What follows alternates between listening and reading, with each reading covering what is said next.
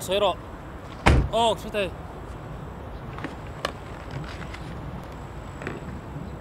Zanin mo. Ngoro hi. Nagan ba nga ka chol koilok.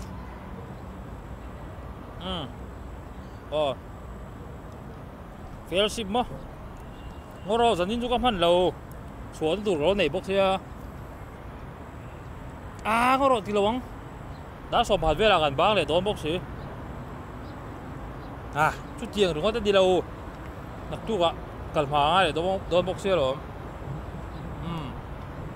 rồi thì đây đâu mấy không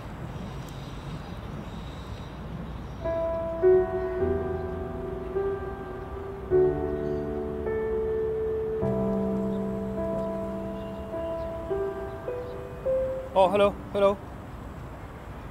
đã thế